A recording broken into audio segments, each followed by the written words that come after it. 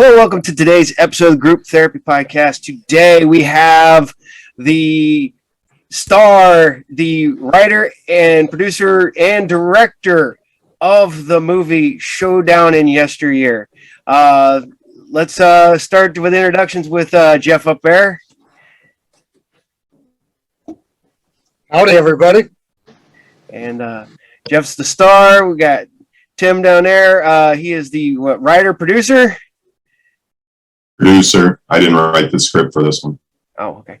And Aaron is the director.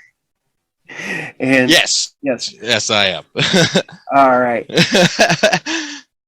Okay. I've got moving parts. Yeah, all the moving parts. We will be adding stuff to this podcast that I have recorded at the I want to say the world premiere, but it wasn't really the world premiere. It was the cast and crew screening is what you sent to me. Right. Yep.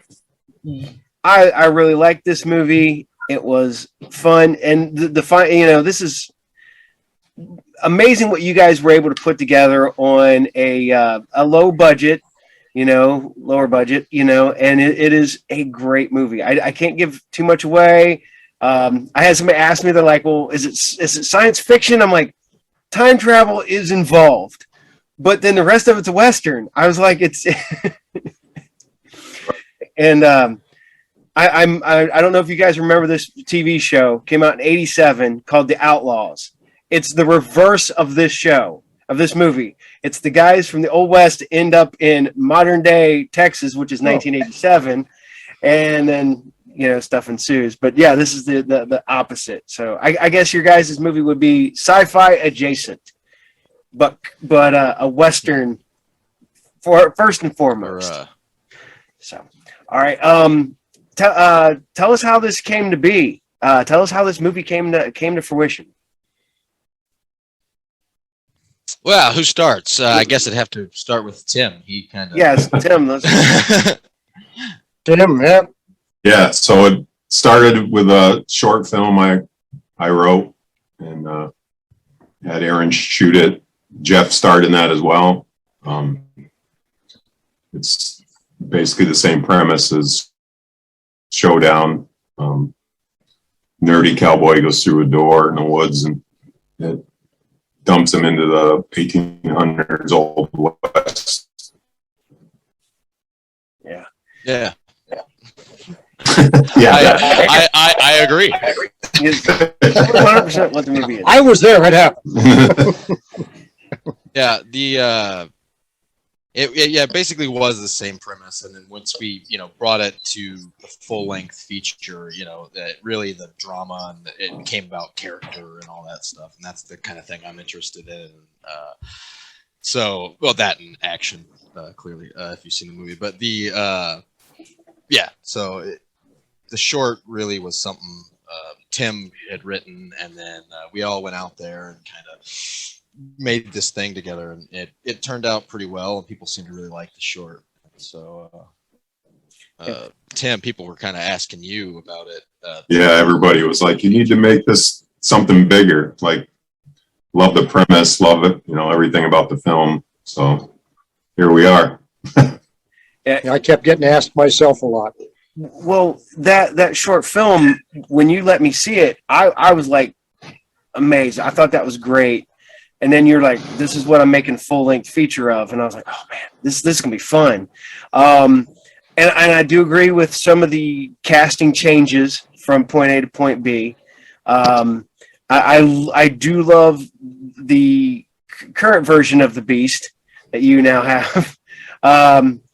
That casting choice was very well. I mean, because you always had the big guy in all the Westerns where everybody was afraid of. You never got the, normal sized guy that was just a little crazy, a little crazier than the rest. And I like that. I thought that was great. I got casting. most of that. Yep. Oh. So. That casting change. So Jesse, who plays the Beast, Jesse Marciniak, he's a phenomenal actor, and he was in my first feature. which Tim is also in. Tim O'Hearn here, he was in that acting as well, and so Tim was kind of in the know about my first film and had seen it and stuff, and he really liked Jesse Marciniak, as the kind of antagonistic character in that film too. That guy plays a just wonderful villain. And so that was really Tim's choice to bring in Jesse. And once Jesse, took over the role, it was really just about finding what that, antagonistic character could be. And especially in now having a smaller stature. So it became this kind of Napoleonic short man syndrome thing. And I think it also adds a lot of duality to Daryl Dunwoody's character. Because Daryl not being somebody who's big and tall and, larger in life. And then having this other villain who kind of, almost the same stature. It kind of just those two balance off each other in a really good way. Where before, it was like some 7 foot tall dude who just towered above you, and it's like, yeah, that works, and that's a kind of classical villain trope and everything. And there's nothing certainly wrong with that or that actor, but yeah, it's just I think more interesting to do it the way we did it. With the shorter kind of, more evil, and the guy who needs to prove how evil he is through his words and his actions more so than just looking intimidating. Yeah. Well, I believe the actor that you had for the short, just being the big guy, worked for the short. Mm-hmm. And when you get more story, Jesse's character, Jesse, worked better for the longer, run of the duration of the movie. I know, I don't know where you guys ended up, because when we saw it, it was almost exactly 2 hours. Where's your current cut on that? 1 hour, 59 minutes, and 30 seconds.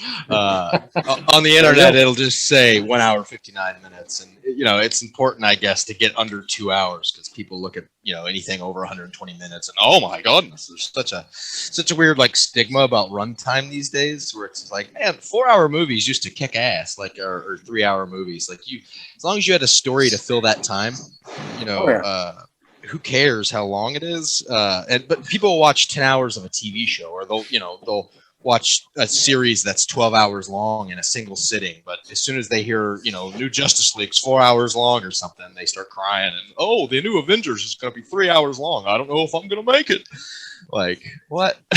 Oh, I used to run a hotel here in town, and my bosses were all Indian. And they didn't understand why our movies were so short, because their average movies, I think, 3 hours, and they're they're like, hour and a half, 2 hours. Why is it a short movie? And they're like, because theaters want to show more showings. I that's what I've always been told. It's partly, that's part of it. It's partly that, and then I think it's just American attention spans. Right. We're also TikToked out these days. That TikTok, in a lot of ways, it is the shortest amount of content, and it's just pure storytelling. How much of a story can you tell in 5 seconds? You could do something with that medium, but I think it's kind of killing movies as well, because it's like, all right, you have to tell something so short. That's what people want now. They kind of get in this weird malaise while they're doing it, where a movie takes. I mean, and I get it too. I get this feeling, especially somebody who studies movies. And, it's my life. So I get times where I hate movies, and I'm like, yeah, that's a commitment I just don't want to do at this point. And so I get the feeling, but I think that's becoming a wider issue now, and a lot of people, they're just so in tune with just short now content, and everything has to be so succinct and so quick, and pop, that they can't. A 3 hour movie just seems so weird these days, and I don't. That's a bad thing. We've lost something. The 3 hour epic, the historic epic, your Lawrence of Arabia's and all that. That's where it's at. Well, I was watching. I have to say, though, from my perspective. Tell me your perspective. I would go from my perspective and from the other people's perspective that have actually seen the film, even in New York and so on and so forth. Where it is 2 hours long, it doesn't feel it. No, it definitely doesn't feel long and drawn out. No, because when we went, like I said, we saw that the 2 hour version, and we were sitting in there, and it was like, oh, it's over. Okay. And I was like, well, Tim said it was 2 hours almost exactly. And I like looked down at my phone. We were getting ready to leave. I'm like, oh, that was 2 hours. That is. Yeah. Yeah. It definitely is paced well. You definitely do not feel that 2 hour time span lapse. So, I mean, I agree, but I do wonder. Well, wonderful. Thank you. That was very much by design.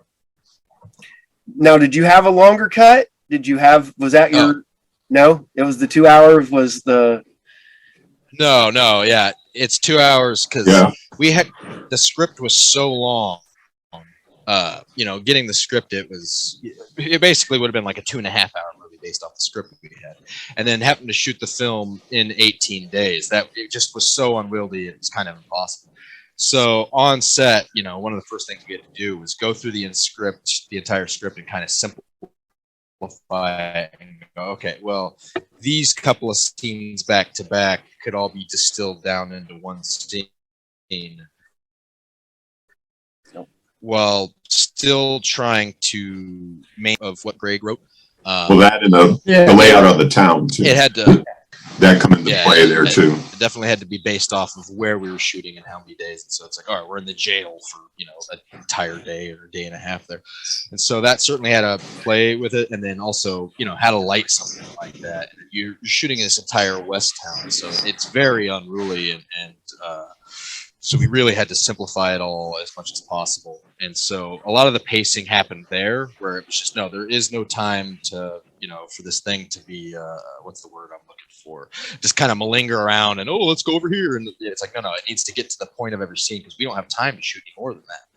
And so the movie, it was basically always this length because that's just what the story was. And a few trims have been made just to punch it up a little bit. Definitely in the first act, we removed a little bit. And there's a pretty lengthy chunk in the montage, and we had to kind of bring those things down just a little bit without, messing with the movie the kind of way it is, because people seem to really enjoy it. And the pacing seems to, but even to move.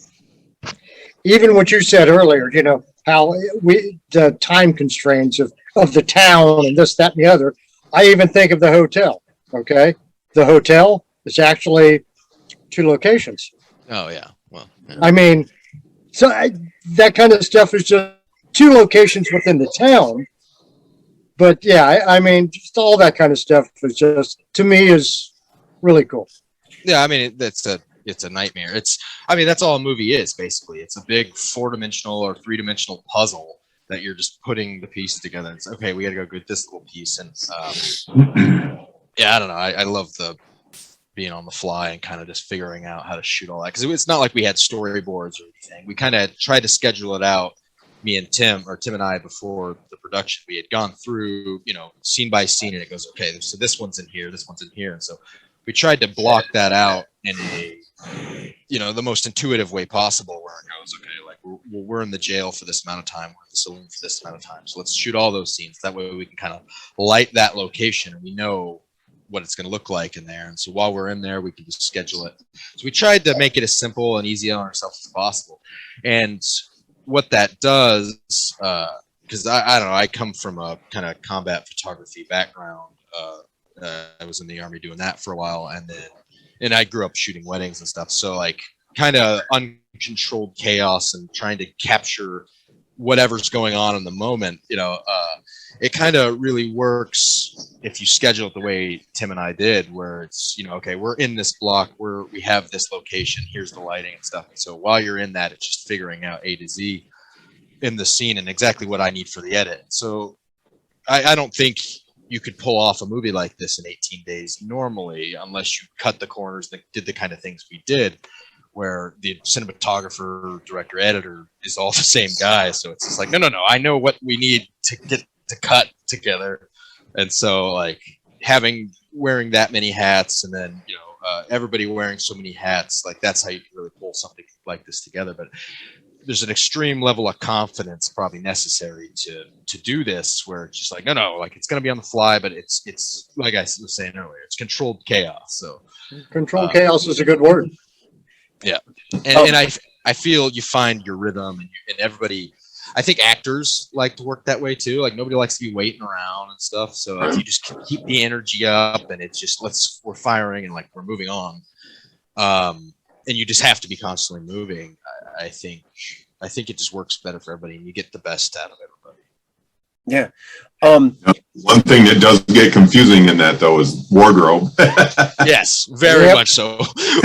That one was pretty tough. Because you're shooting all the scenes for this location of the film, So everything that was shot in the jail was done like in a day or whatever. So yeah, then you got to figure out, well, this scene I had this on, and Now, that's a whole other nightmare. I've avoided that in my other film projects. Now I go, okay, this thing's going to take place within a day or 8 hours. So like nobody's changing clothes, and you're all just running from this, my next one. Like you're all just running the entire time. It's in this short time span. So like, I've basically, just to make it cheap and simple on myself. Yeah, nobody changes clothes. well, okay, I do have to ask the question: which came first? Did the casting or did you find the location? Because the location, like I said, Tim told me about it. I didn't even know it existed. I've lived in Ohio my entire life, and now we're planning on going there sometime soon. Because I talked to Jeff at the showing. You're an actor there already. So most of the cast is there already.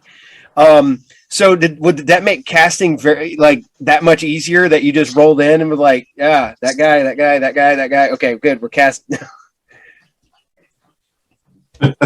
Well, I mean, the short kind of did that for us, because other than me playing the sheriff in the short, which was, so Gus, who played the sheriff in Showdown, was supposed to play it in the short film. He got hurt the day I got into town to start shooting the next day.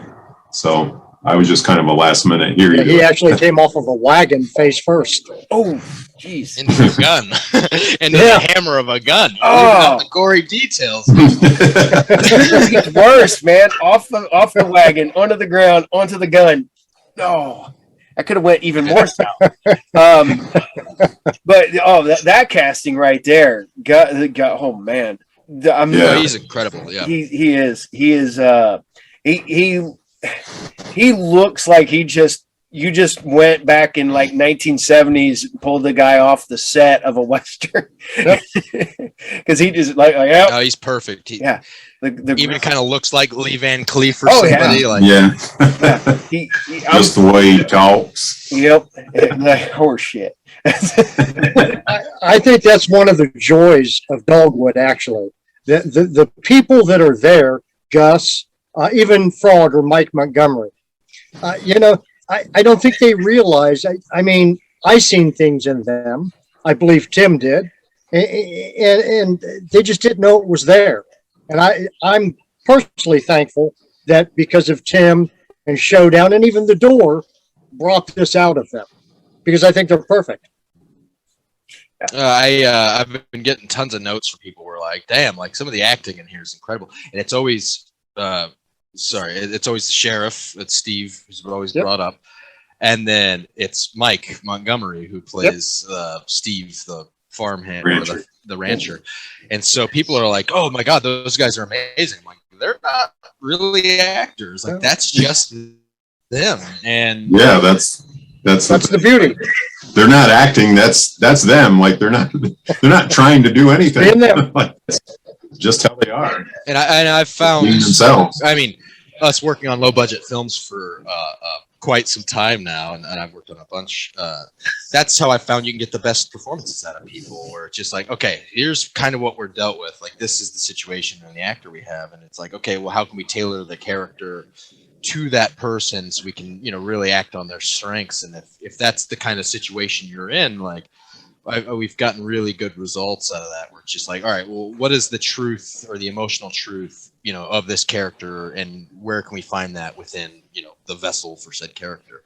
And so it's been, I mean, I think it worked pretty great all around. And like, there's some great performances here. And Jeff, yourself, I mean, Not to build you up too much, Yeah. but Jeff's pretty. I had to blow your head up a little bit. Yeah.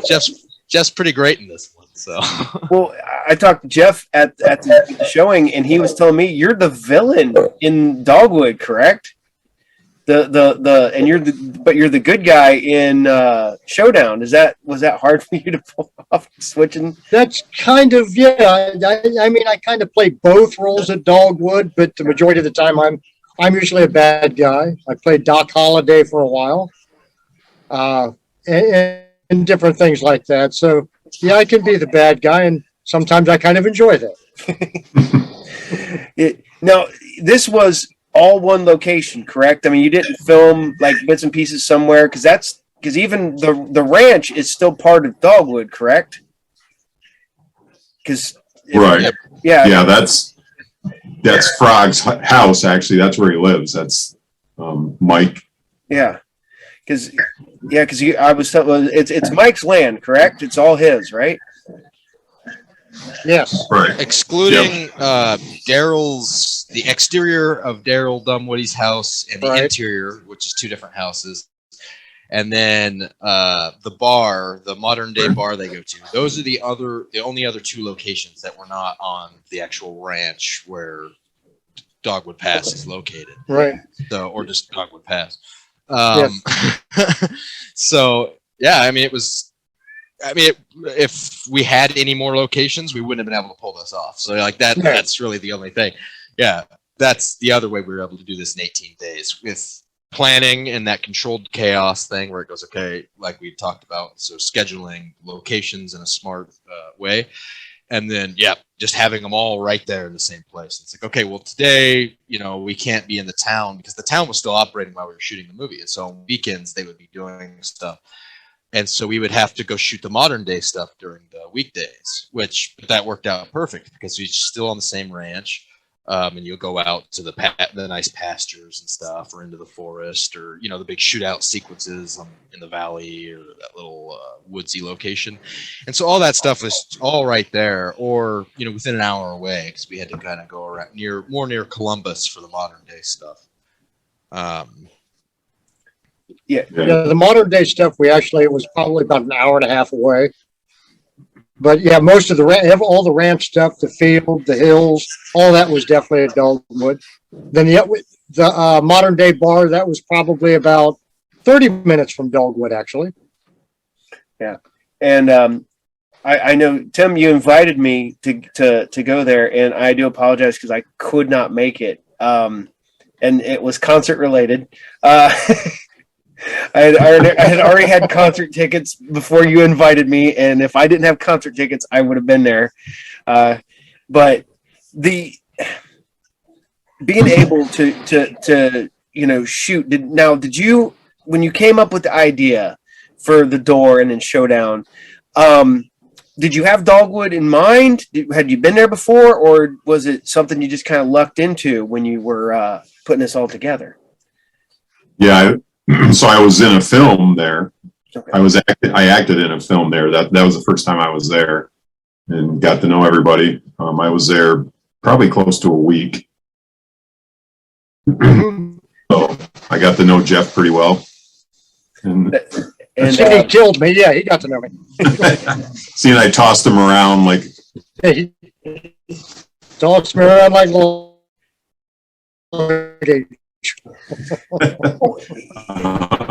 And you talk about so, and probably a couple months later, that whole premise was actually, me and a friend of mine had talked about that kind of thing when it was going to be like a horror movie. And then after being at Dogwood, I was like, you know what, that would be a cool film to, instead of going to wherever, being a big slasher horror movie, that he goes to the Old West and all this. So that's when I started working on it.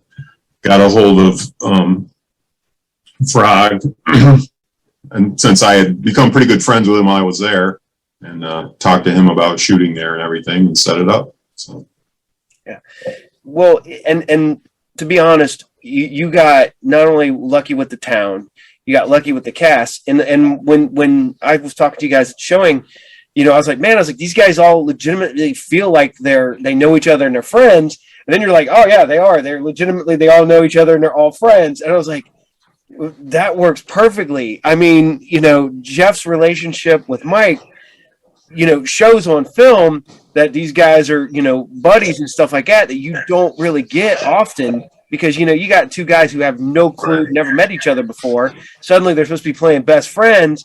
And there's always kind of that, you know, weird feel. When you got these two guys together, they felt like they were like, if you wouldn't have told me that they were friends, I'd have been like, man, are these guys related? Are they like cousins or something? Are they because they had a very good, very noticeable friendship that you, like I said, you don't get outside of, you know, actual being personable with these people, you know, for years. And it does read very well on film, and it worked very well. And I gotta commend you guys for, you know, being able to find this and put this together and you know, not have to, you know, I mean, I know there's got to be struggles. There's going to be struggles in filming, but you know, you already had that, you know, probably a huge chunk of it. You know, you had trained horses, you had the trained stuntmen, you had all that stuff because you were already at Dogwood, and that's, you know. Now, did that play part in it? That you're like, well, we already got the trained horses and stuntmen, so we're putting this scene in. Oh, of course, yeah. It's anything that we had. It was like, okay, well, we can do that. Let's do that, or we can't do this. We can't pull this kind of thing off. Let's not. But that was definitely the most daunting part. The safety of it all, and oh wow, there's horses that can kill you. Oh, there's real guns that people are firing that can kill you, and like. That was definitely the most worrying thing for me personally, was just the sheer scale of everything, and then just, you know, all the little elements, and like horses. That was one of the hardest parts, because horses, you know, it's in the little behind the scenes documentary thing, but I think Jesse said it best. We're like, horses have their own time limit, and they definitely have a temperament, and like, so we learned pretty early on in the shoot the horses out first. Like, because they're the most unruly actors, and if they're not happy, they can kill you. So go ahead and just get them done with and get them out of there, and then worry about the people second. I will have to say one thing though about the stunts. At the time doing them, didn't feel like much training. No, the stunts. Well, all your stunts are insane. Yeah, Jeff gets the absolute crap beat out of him in this movie. And no, there's not like. And I had nothing to do with it this time.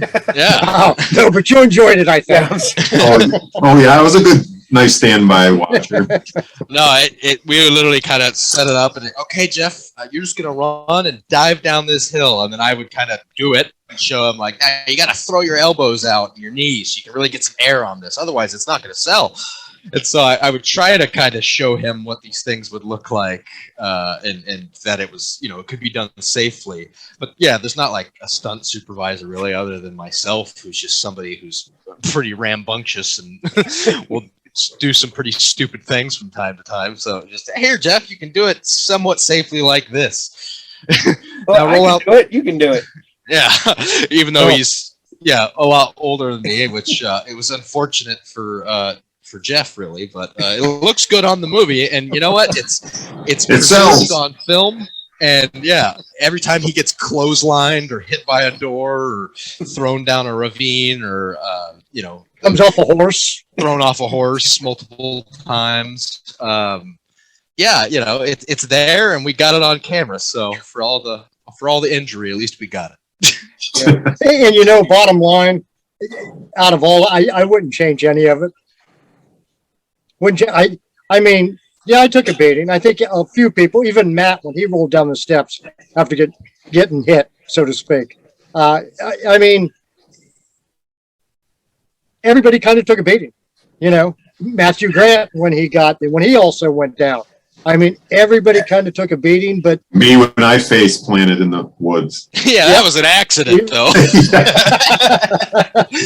And then we just incorporated that in the movie. But I did it like 5 times every time I come around that corner, because I found out cowboy boots do not have any kind of sole whatsoever. And I would come running around that corner, and sure enough, I would face plant every time. So finally, Aaron's like, we're just going to leave that in there. let's just. You're now laying down. The sequence picks up from you laying down now. I mean, to me, it all put together a memory of a lifetime. It really did. Yeah. Well, I got to ask you something, Jeff. You've been trained with guns and horses and stuff like that. Now, was it harder to basically look like a novice and to look like you're starting all over again because you are really good at it already? It was difficult. It's harder to act like you don't know how to do something when you do know how to do it, because when you know how to do it, it just kind of comes natural to do it. And therefore, you've got to pull within yourself, okay, forget you know any of this stuff. Yeah, because it's I'm sitting there watching you, and you can see the transition from being a novice to being the guy who wants to be the cowboy to being the cowboy. And, knowing full well that you're well equipped at the beginning where you're fumbling around and you're just like, man, I was like, what would be harder to be the guy at the end where you're just like, yeah, I can pow, pow, pow, or being the guy like can't hit the broadside of a barn if you're standing in it. So but you do it well. You make it believable. Thank you. Yeah. Now I got to There's ask a little you, dumb There's a little dumb dumb wood in all of us. somebody in all of us. Yep. Absolutely. Well, I have to tell you a prank I pulled on one of my good friends years ago. My dad had a lever action 30-30 and he had a lever action 22. They looked almost exactly the same.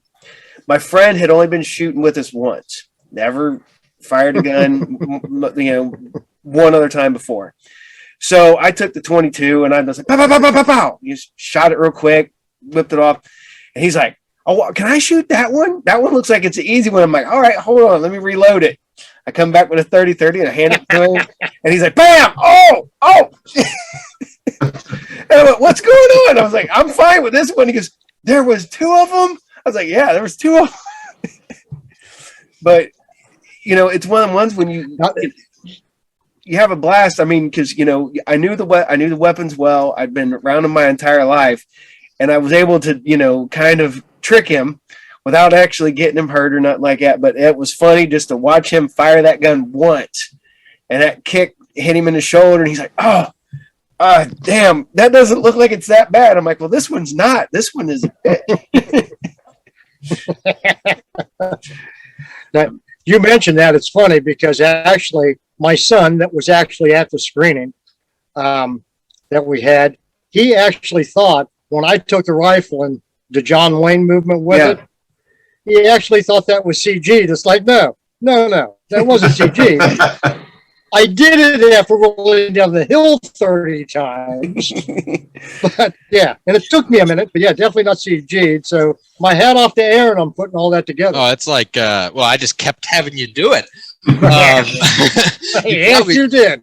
You probably did it like 60 times. Yep. And the shot in the movie after you do it and then you fire, there's two shots after you do it. There's one kind of looking down the barrel and you're just trying to catch your breath and you're like, you just look so intense. That's just you waiting to see if you have to do it again. And then the same thing after that. After you lower the rifle and you're just like so out of breath and it's kind of this shot, it's supposed to show your how you feel in this moment after you've done this thing that you did or took a life or whatever it is.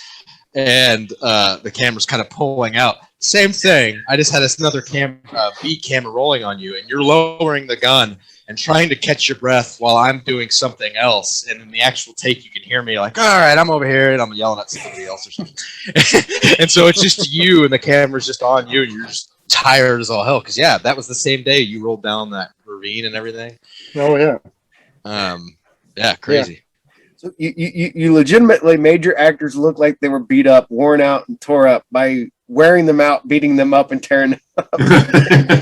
Yeah, exactly. That's how you get an actor to act. You actually put him in a situation to which he. Well, and you guys got with the limitations we had. Oh no, yeah. Continue, sir. Oh, you guys got Vernon Wells to be in the movie. Tell us about that. That for those who don't know, that's from Road Warriors and Commando for the ones that everybody know him from, or Weird Science, because no one remembers he plays the same character from. Yeah. I know everybody brings that up too. Weird Science. So actually, Aaron and I met over a long weekend initially during pre-production to kind of just work stuff out with the script and scheduling and kind of start that all up. And then we were trying to think of a name actor that we could get. And we came up with Vernon.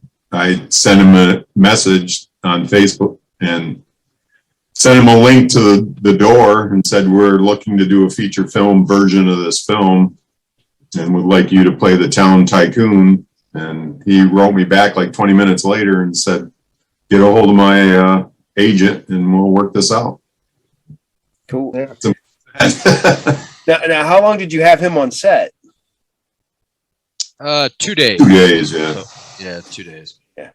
So, I mean, most of his scenes were, they were all within a couple of locations. And that was really the scheduling thing. Because the scheduling of it was such a weird thing. Where like Deborah Lamb, she was never there while Jesse or Vernon were. And so it was really who was in scenes together. So Jesse and Vernon are always kind of in scenes together. So like they were during the first week. And so we shot all of their stuff. Any scene with Jesse, the final action scene, all that stuff was done within the first week. Anything with Vernon, first week. Everything in the jail, first week. And then Deborah Lamb didn't show up till like day 10 through 12. Yeah. So it had to be figured out in the puzzle piece where you go, okay, well, and so I literally had to break down the scripts into not only by scene, but what part of scene are the actors in. So it goes, okay, this isn't just scene 121. Now it's scene 121, A, B, and C, because B is this whole section where he's over here with this actor who's not going to be here during that week. And so it's really figuring out all those puzzle pieces and then just praying that the weather is going to be consistent because it's all outside. So there were so many variables. This thing was truly like the most terrifying and daunting. And the shooting process was probably the single most harrowing of my life. And I've shot some pretty crazy shit. So like this one was, it was insane. Yeah, I want to say one thing. The weather was like, it was perfect. Yeah, like we couldn't have better weather that whole time. I want to say one thing about Vernon. Vernon's actually, I like Vernon. Vernon is a very down-to-earth person with a sense of humor. And I appreciated that I just appreciate that out of people. And he's one person where things haven't gone to his head. Because I hear horror stories from other filmmakers they're like, well, I got them for 2 days, or I got them for 3 days, and they're like, they show up on set, they do all their scenes, they don't interact with anybody outside of their shots, and then they leave, and you're just like, then you hear these really good stories about like Vernon's like a very personable guy, very and that's really cool to hear, and he does a great job in the movie. And if you wouldn't have told me he was only on there for 2 days, you'd never know he was only on there for 2 days. So, I mean, yeah, it seems like a bigger role when you watch the film, actually. Oh yeah. He definitely feels like, I mean, I was guessing you had him maybe 5 days, from the way it's shot and everything else like that. But I'm amazed what you were able to knock out in 2 days is amazing. That's a very good job. I don't know. Well, thank you. I shoot a lot very quickly, so it'll look like a lot more elaborate than it might actually be, or just through shot choice and stuff. And he was wonderful.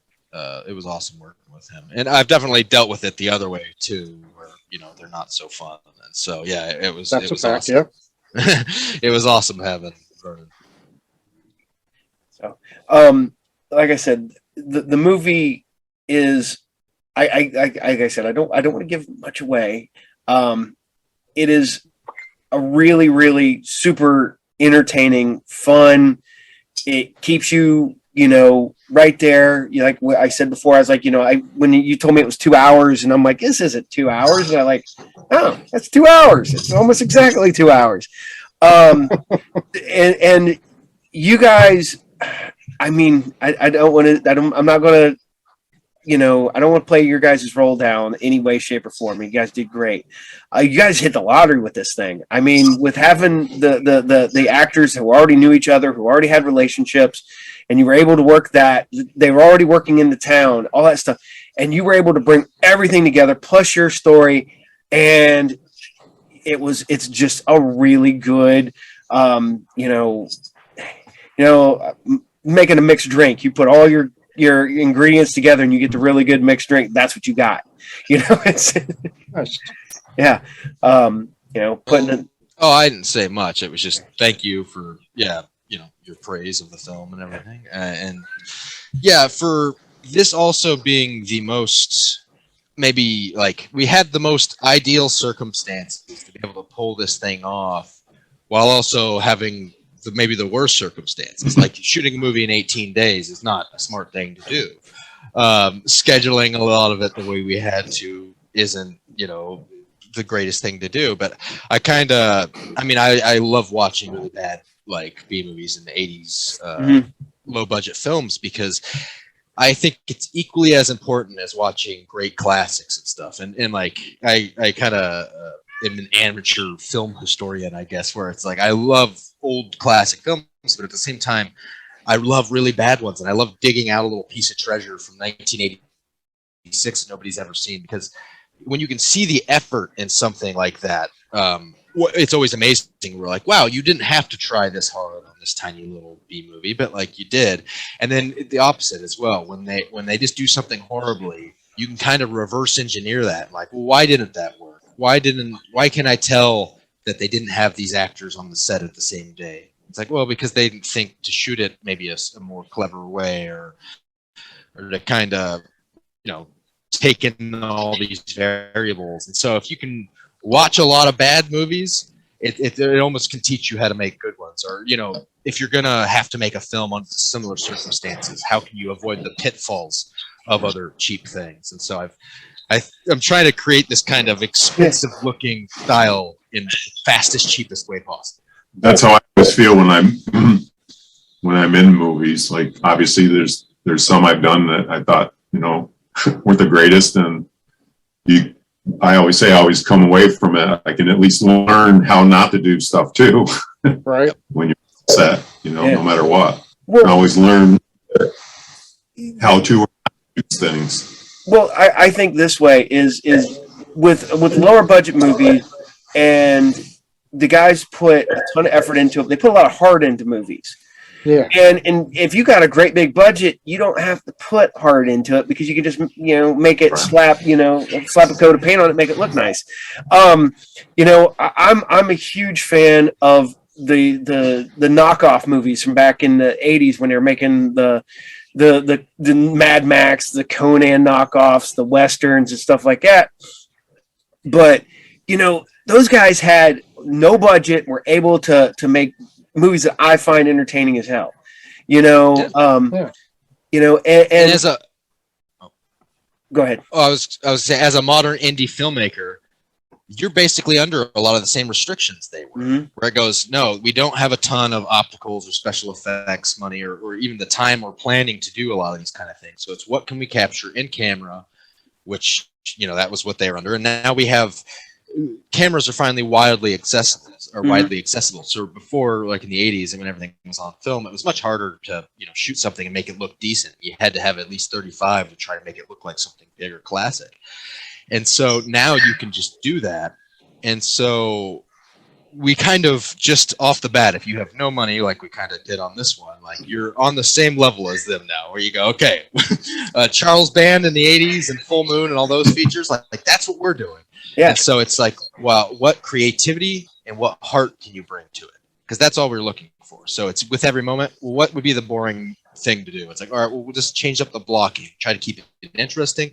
And if you're not going into every scene, like trying to make it the best thing you can do, what are you doing? Like, as a filmmaker, all I'm looking for is choices most of the time. And so when I'm watching a movie, even if it's the wrong choice, like, at least you did something, or you tried to do something interesting or subjective, because that's all you can do. And so, like, this one was a great test because it wasn't my script really, and I'm just really the visual storyteller on it. And I was like, well, how can I,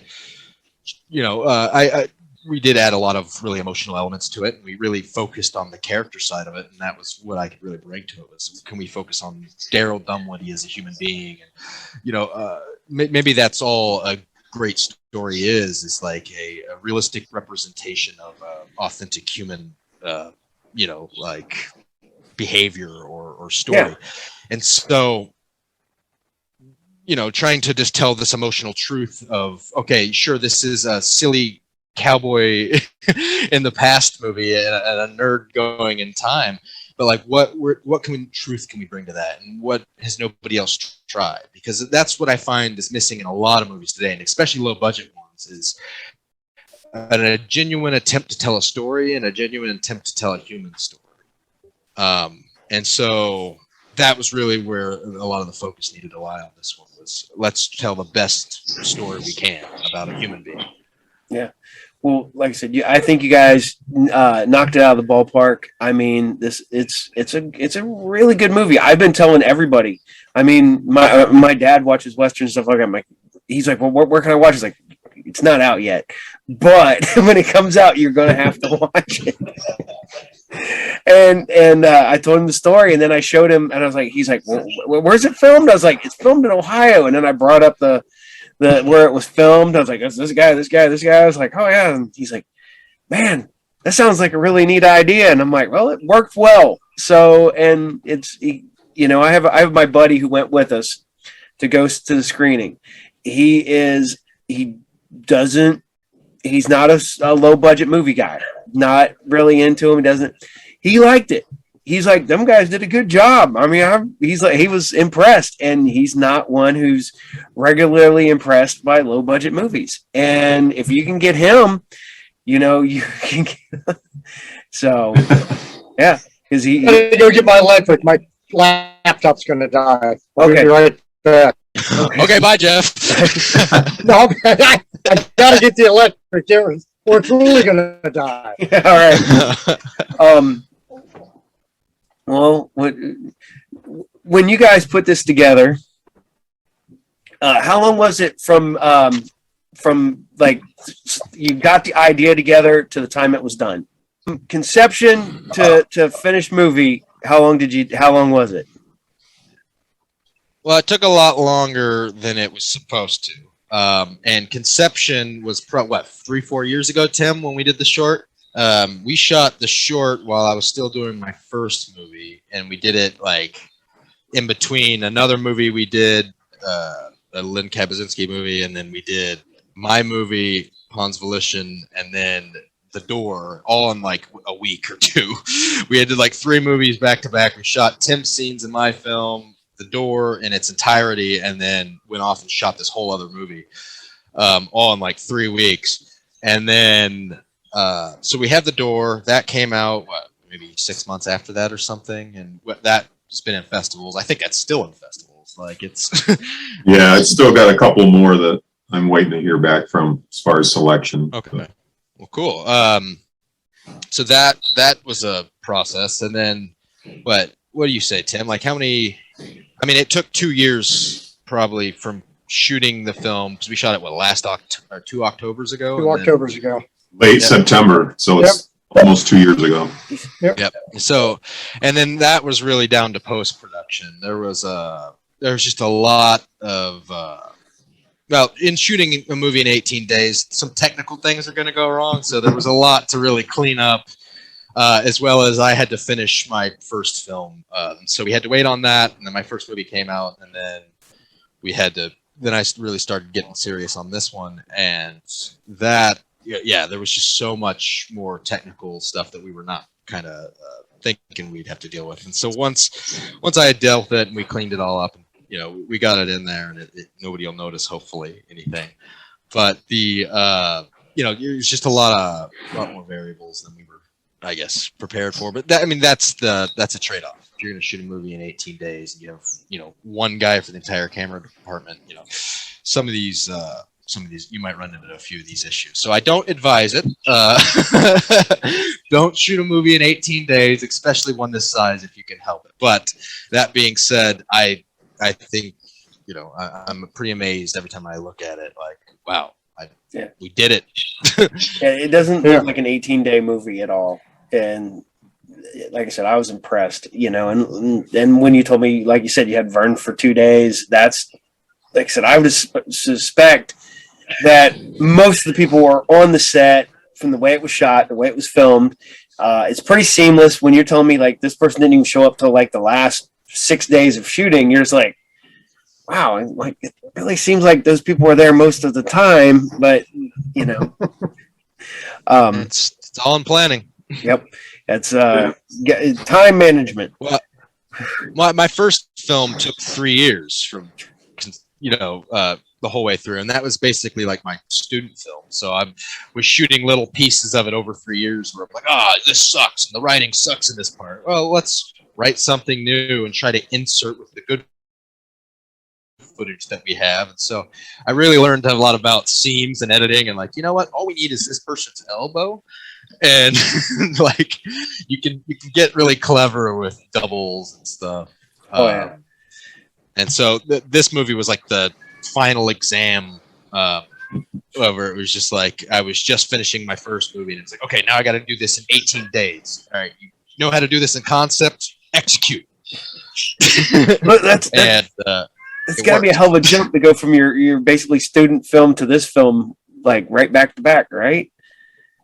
Yeah, but it's good. It was the what am I looking for? The parable I needed, or like the just jump straight in and see what you can do. Like I find that you kind of have to just throw yourself into a lot of situations, or at least for myself, I have to throw myself into a lot of situations, and then learn how to be prepared for them. Otherwise, I'll never do anything. So it's just like, okay, I'm gonna go do this insane thing. It's like, okay, well, I gotta get things. I need to learn as much as possible before that. So one thing to me that's kind of crazy about this whole thing. So obviously Jeff lives in Columbus, Ohio, I live in upstate New York, and Aaron lives in Oregon. Yeah. So We're spread. Throw that in there as well. Yeah, definitely spread. Okay. Yeah, I used to be on the East Coast with you guys. Things seem to be a lot easier. I was in Baltimore for the longest time during my first film, but yeah, during this one, I've been out of Portland the entire time. So it's been It's a hell of a distance from Ohio. Jeff was probably the only one that got to go home at night to go to sleep in his own bed, right? No, he did not. No. Jeff had to be. Well, Jeff's in almost every scene. Yeah, well, sure, yeah. The film kind of follows his character, and there's only a few scenes that he's not in. And honestly, I felt kind of weird about him. I was like, well, this is such a character piece, and it's so from his perspective, and this movie starts with him. And, I don't want to say too much, but there's a little bit of stuff with him and his daydreams and stuff, and maybe he's not the most reliable narrator, so maybe the film can be viewed from different perspectives if you want. Maybe certain things aren't real, so just go into it with an open mind, and maybe not everything's what it seems to be. But yeah, I think the biggest scene that he wasn't in was Jesse and Vernon. Yeah. And then also it's really only a few scenes with Vernon. It's also when Dobbs, the sheriff, confronts. Right. There's only a few scenes where you kind of trail off away from his character. Otherwise, he's just about every scene. So he had to, he was the first one on the set, and then also he's a producer on it. So, he had to make sure it was all working in his own way too. So it was all very, he was involved all the way through it. And then, we were all sleeping out there. We were all in the bunkhouses or sleeping in the lofts of each building, or like the hotel that Daryl Dunwoody is staying in the movie is a real bed that somebody was sleeping in while they were out there. Like that was I was sleeping in the jail during parts of it. It was which is uncomfortable. Yeah, been there. Well, like I said, guys, this is an amazing piece of work. The movie gods have kind of come together for you guys to put this together. It is action, it's comedy, there's drama. There's real feeling. I don't want to give anything away, but man, when Daryl's out there and you're just kind of like, oh man, he's the hero of the movie and it's going to happen. But man, like I said, I don't want to give nothing away, but man, you're really feeling for the guy in the scene. And, he knocks it out of the ballpark in that one. You guys put that scene together well. But yeah, I mean, it's everything you need in a movie. You got a great score, good acting, good shooting, like I said, it's a lot there, and you guys really got a lot. We should probably talk about the score as well. Yeah, that's what I was going to ask. The score, amazing. The score is Brandon Richard. This is his second score. His first one was on my first film. And he did such an incredible job that I kind of just really leaned into him on this one, where I was like, you know what? I think he can probably pull off a John Williams-esque kind of score here. And so it's just like, yeah, we really relied on that in a lot of scenes, or leaned into it, where I was like, this moment's really going to sound like this huge, giant orchestral thing. And like, there's especially some scenes towards the middle or during the end of the second act where the score just goes insane. And it's just like, yeah, we had a lot of faith in that guy after what he did in my first film, and he really delivered. He's incredible. And I think his career is going to take off in its own way. He's amazing. So he needs to do more stuff, but he's got some more stuff on the horizon. He'll be on my next film naturally. And his score on that's going to be even more insane because it's kind of horror bongo-y metal, like everything. It's it's incredible. One thing I definitely want to make sure that I get in is I just want to say thank you to my old friend above, and not only just for bringing everybody together in the manner and in the way that it was done. It's, thank you and thank you. I mean, yeah. And I mean that from here. Well, thanks, Jeff. It truly worked out amazingly. I'm still amazed every time I kind of look at it. I'm like, how did this happen? Like, it shouldn't exist, but somehow it does. It does. And like you said, everybody from the score to even Tim that wrote the music video. Just everything is, yeah. Yeah, chef's kiss. Everybody put in everything to it. Like, everybody believed in it and put in all their effort. We really made the best film I think we could. And so I'm rather proud of it in a few ways, where I'm, like, under the circumstances we were under, we made the absolute best film we could make. And I think that's true across the board for everybody involved with it. And everybody that touched it. If you're not doing that, like, I don't know, that's the goal. That's what you got to do. Like, and even if it doesn't work, like, at least you can feel the effort. You can feel the heart, the trying of it. Like, if you're not, you gotta. That's what you gotta do, man. Well, with putting together budget movies, and you do the best with what you have. And, some people like, well, we got a small budget, we just did okay. I'm like, no, you do the best you can with what you have. And you guys were able to pull out the absolute phenomenal best with what you had, and I don't know the budget. I don't, because I think if I knew the budget, I would probably be even, but knowing that you guys, it's shockingly low. It's it's peanuts. Most of us, a lot of everyone was working for free. So it's wait, pretty... there was a budget? Yeah, truly. Yeah, it shouldn't be possible. Yeah. And you guys pulled the absolute best out of, thin air, but like I said, you guys got super lucky. The town, the people, Tim, everybody was able to come together and do their, just boom. I mean, it's just that, that incredible. And I got to admit, it's a fun watch. It's incredible knowing that now that you tell me that there's little to no budget, and damn, holy crap, this just keeps getting better because you guys were able to do that on what you were able to do. So, but I don't want to hold you guys up too long here today. But I do have 2 questions at the end here. 2 questions.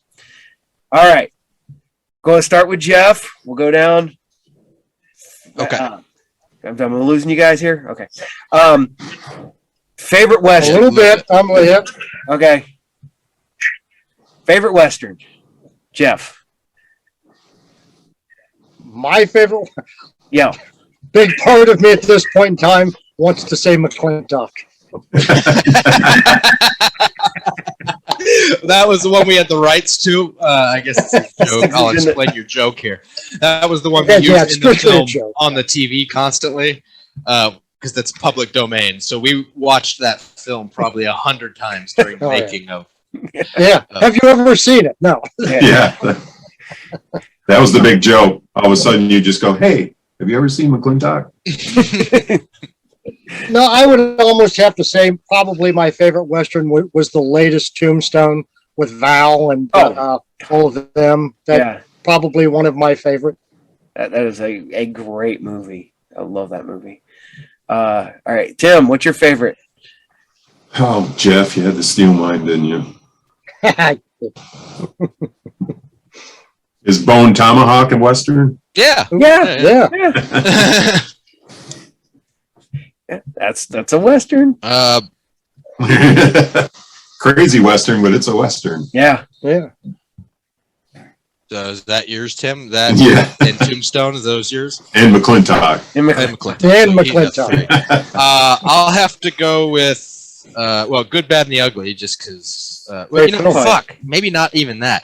Once Upon a Time in the West is way classier, and it's filmed on. I don't know.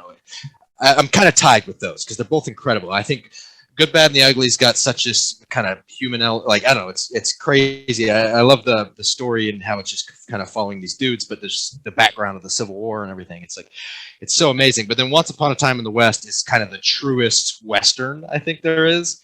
And so maybe Once Upon a Time in the West, and then, oh God, I had the other one. Shoot, it wasn't. Oh, Jeremiah Johnson, probably. It's kind of such a flick. mountain man movie, and you could. I forgot about. If you forgot about told that me that's not a Western, and if it's just a man's survival film, but yeah, Jeremiah Johnson for sure. That's like Yeah. Okay, since we got time travel involved, time travel movie. What's your favorite time travel movie, Jeff? I'm gonna Star Trek. Star Trek. Yep. As accepted. Yeah. I mean, it's not a Western. Definitely time travel, space travel to me through time. Yeah. Well, they went back to the 1980s and saved them whales. So, There you go. yep, time travel. All right, Tim. So, like I always, the description I give for Showdown is Back to the Future meets Magnificent Seven. So, There you go. Back to the Future. Back Yep. to the Future.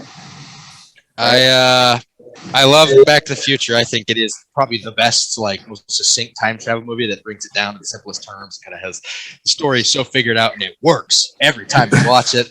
That end when he's got to hit the hook on the thing and get the 21,000 gigawatts or whatever. That's all so perfectly pulled off and incredible. But I gotta say, I don't know. There's probably 2 movies that were the biggest influence on this one.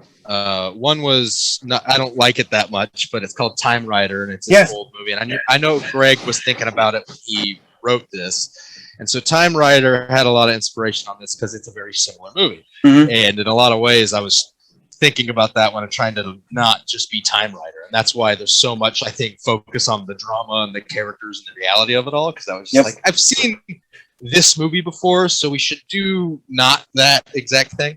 And then the other one is Somewhere in Time, with Christopher Reeve, and it's this extremely romantic and sad film. And that had a huge influence on this film, and especially with the Daryl character. When he comes back, I don't want to say too much, but when he comes back from the past portion of the movie, it gets pretty dark there for a minute. And if you've seen the ending of Somewhere in Time, it's kind of very much in the vein of that. So I'd have to say Somewhere in Time, and we'll just leave it at that one. I don't know, maybe the first Terminator, right? It's not Terminator. Time travel. Yeah. Yeah. Obviously for the door, like in the saloon scene when I was writing that was obviously like a Back to the Future type thing. I'm like that's one of the funny things when he keeps crashing through doors trying to go back into the future. I laughed at it every time. And it doesn't give nothing away, but man, every time no, oh man. But I like I said, guys, you guys did a great job. The whole cast did great. Getting to meet these guys and stuff. I will edit our interviews from the screening into this. And I got to ask you guys, it's all right to use the trailer to the movie or you guys got maybe wait until the new trailer comes out. Yeah, the actual trailer. That was just something I kind of put together before the Buffalo. Okay. Yeah, I'll just use the footage I got from the screening, edit that together. I'll probably be working on that late into the night. I was hoping to have it drop tomorrow. We're going to see. Fingers crossed it drops tomorrow at noon. So, yeah. Awesome. But it is a holiday, so I might put it off, and it might drop Tuesday at noon. That gives me right. Yeah. So I want to thank you guys for coming on, for taking time out of your day, and like I said, congratulations on the movie. And Tim, you were posting, you guys are doing like getting awards now, aren't you? Yeah, we got the Audience Choice Award in Buffalo. Sweet. And which we weren't even supposed to be competing there, so yeah, we can't. Yeah, what even competing? We couldn't get an actual like regular award because Greg wrote the script and he's one of the directors of the film festival. So yeah, I can see that. Everybody reacted at the screening, like everybody was just blown away. So he was like, "I got to give you something." He's like, that's what everybody was talking about afterwards was Showdown and Yesteryear. So. Yep. Well, like I said, guys, great movie. Jeff, you did awesome. Great acting. It's and the rest of the cast, great cast. Great script, great directing. You guys all did a phenomenal job, and I am thoroughly impressed. And I can't wait to own a physical copy and then send it all off to you guys and make you all sign it. So awesome. Excellent. Yeah, as you were talking about Time Runner. Happy to do it. I legitimately own a DVD copy of Time Runner over here somewhere in my stuff. Time Writer, yeah. Writer, not runner. Yeah, but yeah, can't wait for the this. Late great Fred Ward. Yep. Oh my God, Fred Ward was great.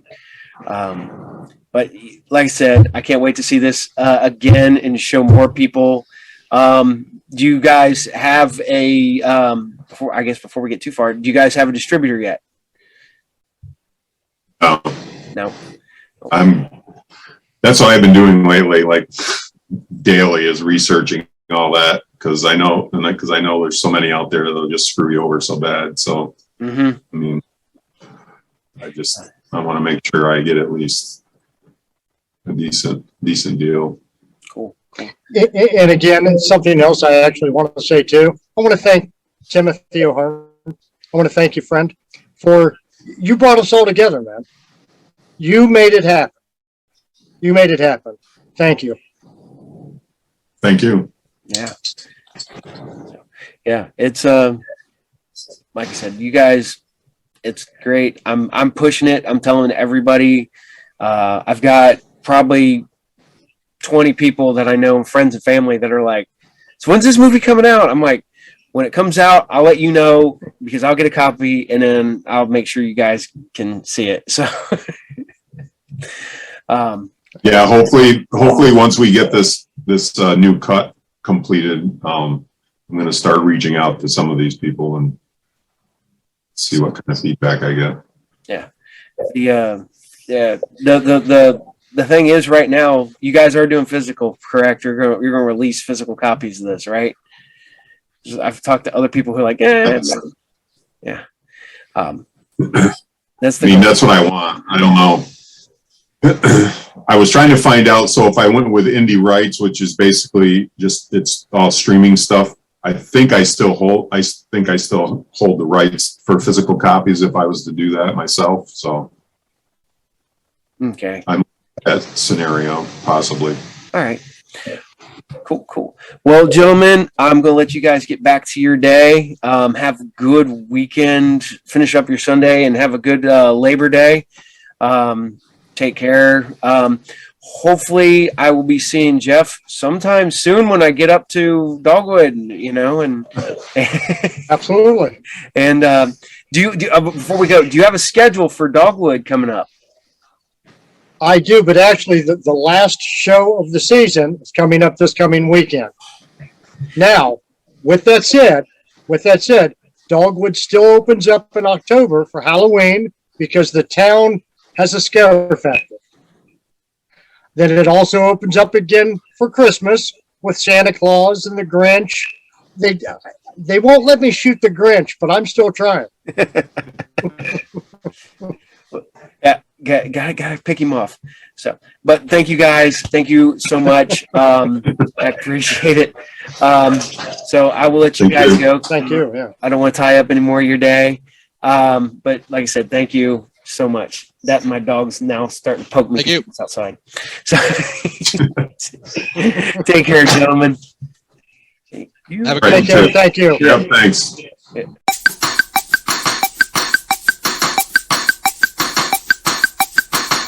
Alright, we have more of the cast of Showdown and Yesteryear. We have the sheriff, we have Steve, Yep. He named after my dog. And I work with Nikki. Like I said, I didn't know.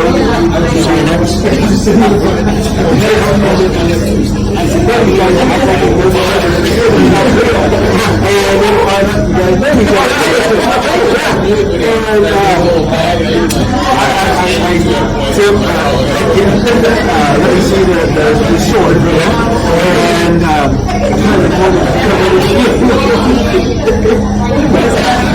going to I think you did a great job. You're the sheriff. Awesome. You killed it. I mean, the only thing I could think of was every time I see you. That's it. We ran train for Robert Duvall. We want to see. Yeah. I just kept seeing it. In the heart, and I just watched that movie with him the other day. Oh yeah. The role of it didn't work, but oh my gosh. Knocked it, like I said, knocked it out of the ballpark. And I could never hear bullshit. And just the edits, the grizzled old, but the grizzled old sheriff edits, it was awesome. It was I mean, you guys are all. These guys they do it every weekend. They do it. No, you sheriff. He's a sheriff. He's a sheriff. He's an outlaw. I'm looking at my and Tim was telling me about the film, and he's like, "Oh, it's all about Columbus." I'm like, "What?" So now I will make my family and start figuring out how to do that, man. Yeah. And we're hoping to hit it before the end of summer, but Hey, if you don't, we do a big Christmas thing too. sweet. So I drag my family out there. We have a couple weeks for that night. Okay, cool. And like I said, you guys did a great job. I appreciate that. He's like, oh yeah. That's just the great shot. That was fun. I don't know what to say. You guys did a great job. And I don't want to give nothing away from the movie. I want to tell people to come see this. But thank you. No, I appreciate it. Not a problem. Thank you guys, and hopefully I'll be seeing you. I'm gonna see you. Yeah. So take care.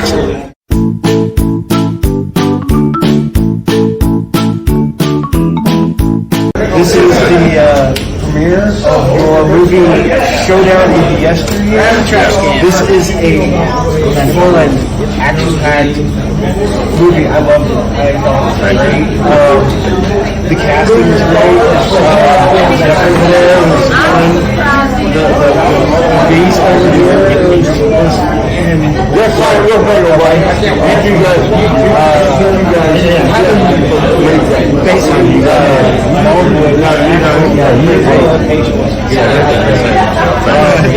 and this was from the short, and I think this one better. And there was proof. The short was the proof of concept. Right. Yeah. And I enjoyed it. Fun. Gordon, the first time I've been able to have something with the cast and everybody here. And this guy right here is he's great. I like it. Here, if you don't mind, I do a show, YouTube show. I interviewed Tim. Found out about the show. He told me about you. Yeah, he said he goes. I needed a Ben Foster type guy.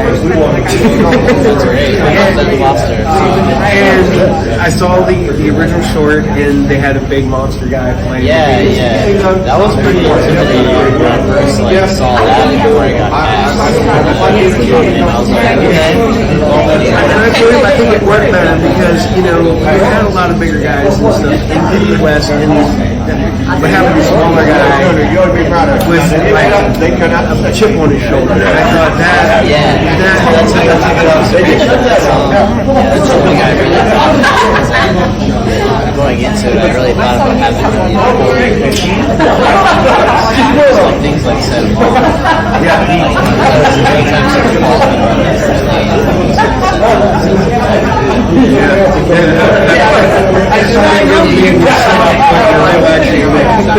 That was I think I'm pretty sure like Aaron and Tim just decided to do that, and I was like, so that was also like, it's also like lines in real life too, because it was like kind of pull me out of it. Maybe that's what they did, but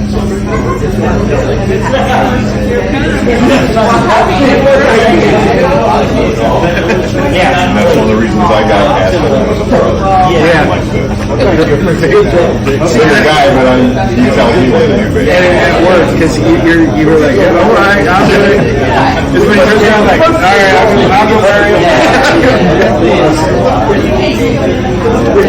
I'll get back on stuff. And we did a great job. It was fun. And we've had the discussion about the movie before, and seeing the final, and you're just like, yep, that completely worked. Because, because I'm not gonna lie, because I saw the short, I'm like, okay, we're gonna have a smaller guy, same but you had a big guy. I don't know how big the guy was. You had 6 foot 6.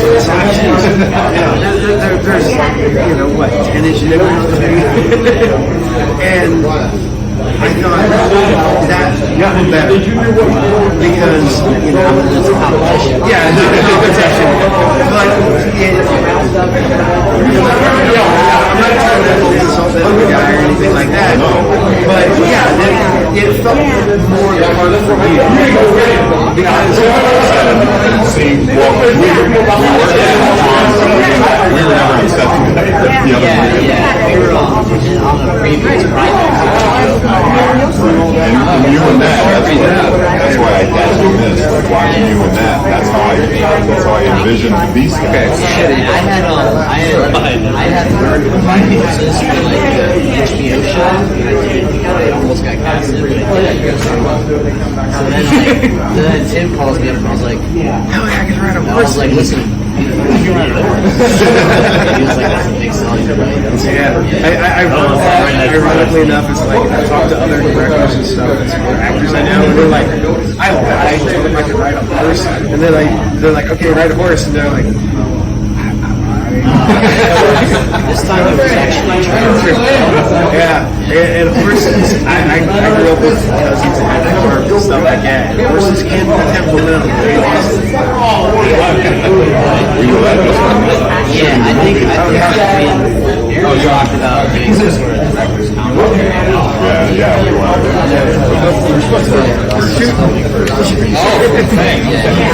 And we can send this to this too, yeah. But yeah, and Horses are big pain. That's something that's a hard lesson Aaron and the team learned is that you gotta shoot horses first. Yeah, they have a temper. They don't want to be hanging around and tied up. And chewing on everything and fuck up yourself. Did you have blanks? It's a mix, so I would say it's probably 75 to 80% blood, like real blanks. Oh yeah, because horses don't do real. There's plenty of the real guns on the horse. They're from there. They're pretty used to it. Oh, see, I have that. That's a sick fucking shirt. I just got this yesterday. Nice. I say really nice time. It's Friday. But yeah, to have that location and that was great. I mean, that was, and he was like, hey, you remember the season? Like, and I'm like, then he's like, we need to come down. And I'm like, I got concert tickets that day. I'm sorry, I would make it, but yeah. But that is amazing location. Amazing job.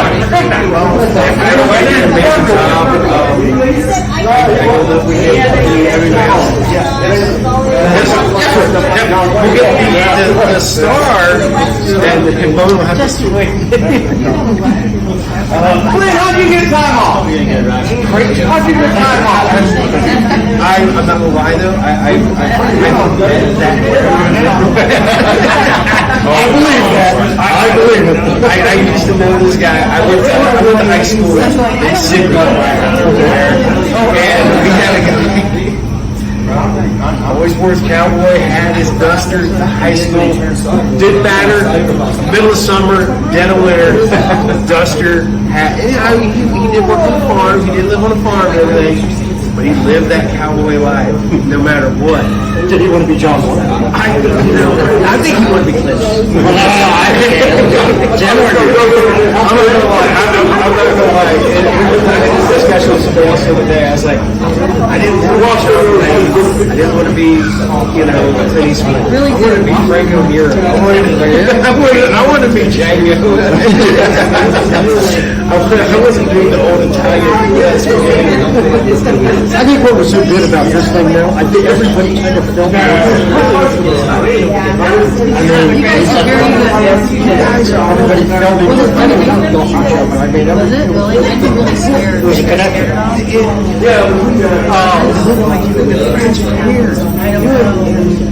I know it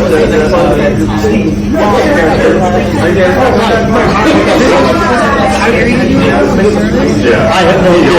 We always don't. Okay, so so this dynamic and then just like I said, yeah, work. So I mean, this is great job. I don't want to get too much play, but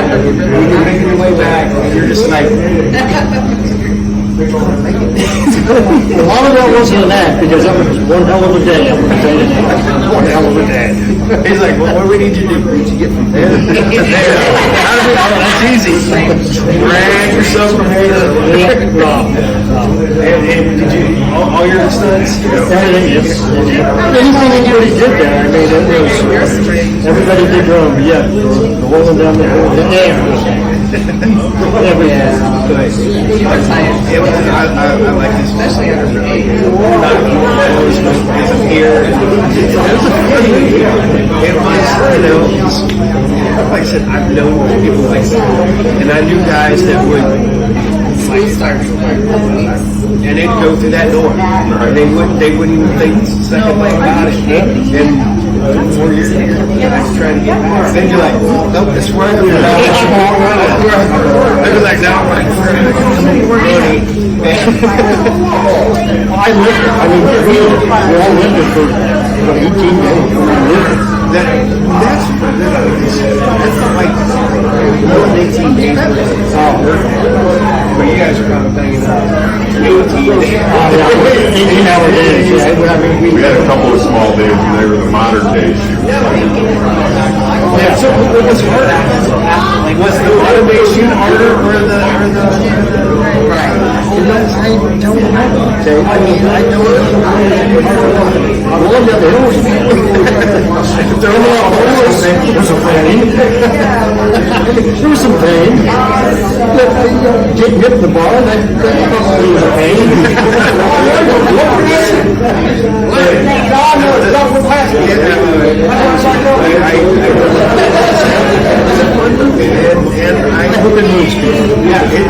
It was something that I said I saw the short. I didn't see the feature length, and you knocked it out of the ball. That was like that here, and how much is You know, when I play a role, I mean, it's all.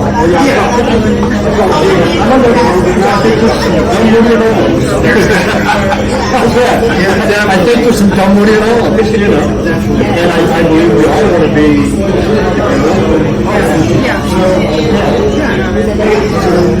Just play right. I feel for my kids. Maybe I'm just a big kid. Definitely. The way to make a movie, that's the way you do it. Exactly. Playing with the kid again. Yeah, it's playmaking, and it's you get to be that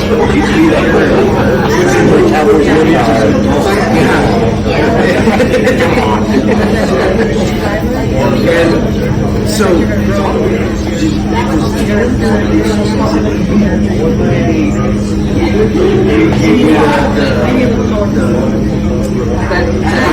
I can see mom. No, actually it was kind of funny because at Dogwood I would play more of a serious kind of villain maybe. I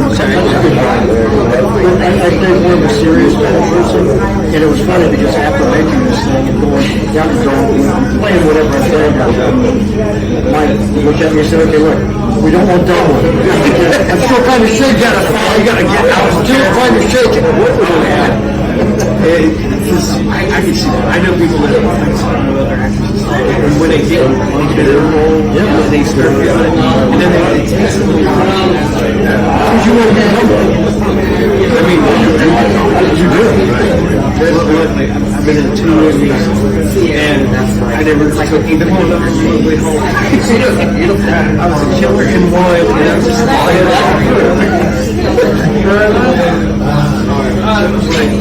congratulations. And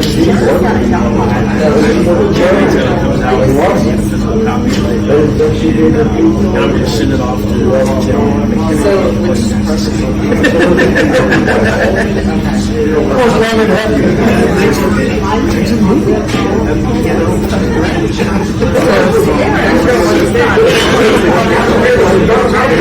course,